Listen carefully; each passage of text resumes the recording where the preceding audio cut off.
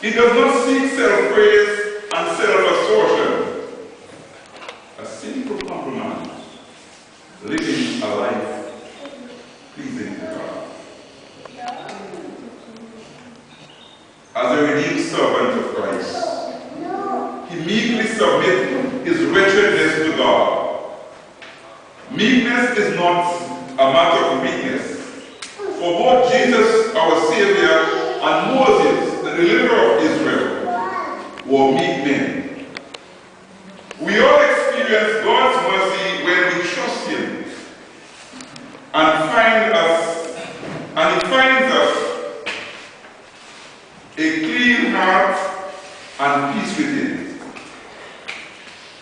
Having received God's mercy, we ought to share this mercy, this love, and this compassion one with another.